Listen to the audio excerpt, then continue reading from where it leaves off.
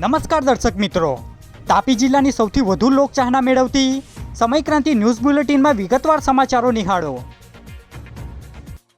સોંગઢ તાલુકાના ઉકાઈ ખાતે ડાબા કાંઠા કેનેલમાં 2 ડૂબી ગયા। ફાયર દ્વારા શોધખોળ શરૂ કરાઈ। તાપી જિલ્લાના સોંગઢ તાલુકાના ઉકાઈ ખાતે રહેતા 20 વર્ષીય યુવક અને 9 વર્ષીય કિશોર ઉકાઈ કેનાલમાં ડૂબી જતા શોધખોળ શરૂ કરાઈ છે, જેમાં ઉકાઈ ખાતે રહેતા સોહેબ કુરેશી અને અરાફત કુરેશી પાણીમાં મોઢું ધોવા જતાં પડી ગયા હોવાની પ્રાથમિક માહિતી મળી છે। બનાવને લઈ ફાયરના જવાનો દ્વારા શોધખોળ કરવામાં આવી રહી છે, જે માહિતી બુધવારના રોજ 3:15 કલાકે મળી હતી। તાપી જિલ્લા કલેક્ટરને જિલ્લા શાળા સંચાલક મંડળ દ્વારા આવેદનપત્ર અપાયું। તાપી જિલ્લાના શાળા સંચાલક મંડળ દ્વારા આવેદનપત્ર આપી રજૂઆત કરવામાં આવી છે, જેમાં બોર્ડની પરીક્ષામાં સમિતિના નિયમ અનુસાર અપેક્ષિત હોવા છતાં તાપી જિલ્લા શાળા સંચાલક મંડળની ઉપેક્ષા કરવામાં આવી હોય, જે અંગે વિવિધ મુદ્દા આવરી લઈ આવેદનપત્ર આપી રજૂઆત કરાઈ હતી, જે માહિતી બુધવારના રોજ 5 કલાકે મળી હતી। ડોલવણના ગળદ ગામે બાઇક અને ટ્રેક્ટર વચ્ચે અકસ્માતમાં બાઇક ચાલકનું મોત નીપજ્યું। ડોલવણ તાલુકાના ગળદ ગામની સીમમાંથી પસાર થતા રસ્તા પર બાઇક ચાલક જનતાભાઈ કોટવાડિયા અને ટ્રેક્ટરના ચાલકે અડફેટે લઈ લેતા અકસ્માત સર્જાયો હતો, જેમાં બાઇક ચાલકનું ટૂંકી સારવાર બાદ મોત નીપજતા ડોલવણ પોલીસે ટ્રેક્ટરના ચાલક સામે ગુનો દાખલ કરી કાર્યવાહી હાથ ધરી છે, જે બાબતની માહિતી બુધવારના રોજ 6 કલાકે પ્રાપ્ત થઈ હતી। તાપી જિલ્લા શિક્ષણ કચેરી ખાતેથી પ્રાથમિક શિક્ષણ અધિકારી દ્વારા લંપટ શિક્ષક અંગે માહિતી અપાઈ। સોંગઢ તાલુકાના એક ગામની શાળાના શિક્ષક દ્વારા વિદ્યાર્થીની સાથે પ્રેમ કરવાના પ્રકરણમાં જિલ્લા પ્રાથમિક શિક્ષણ અધિકારી દ્વારા તપાસના આદેશ આપવામાં આવ્યા છે, જે માહિતી 12 કલાકે મળી હતી।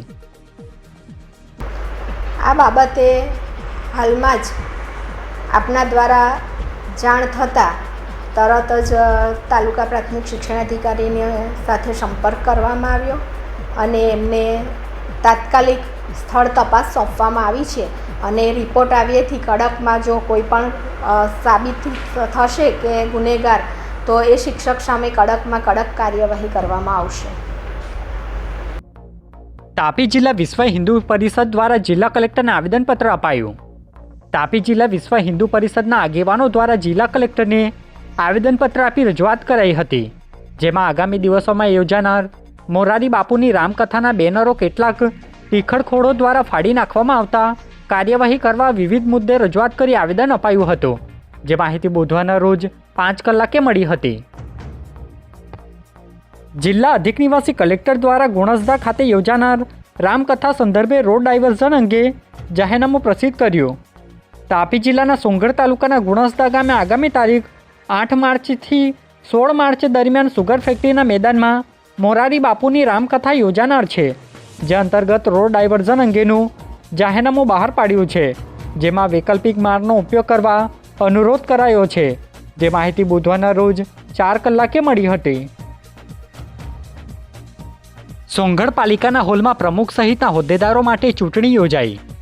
સારિકા પાટીલની પ્રમુખ તરીકે નિમણૂક કરાઈ। તાપી જિલ્લાના સોંગઢ નગરપાલિકાના હોદ્દેદારોની નિમણૂક કરવામાં આવી છે, જેમાં પ્રમુખ તરીકે સારિકા પાટીલ, ઉપપ્રમુખ તરીકે પ્રકાશ ગામિત, કારોબારી અધ્યક્ષ તરીકે હેતલભાઈ મહેતા, પક્ષના નેતા તરીકે યોગેશ મરાઠે અને દંડક તરીકે વિજય વસાવાને સર્વાનુમતે નિમણૂક કરવામાં આવતા શુભેચ્છાઓ પાઠવવામાં આવી હતી, જે ચૂંટણી બુધવારના રોજ 4 કલાકે યોજાઈ હતી। તાપી જિલ્લામાં યોજાનાર જિલ્લા સ્વાગત ફરિયાદ નિવારણ કાર્યક્રમ અંગે અરજી મંગાવવામાં આવી।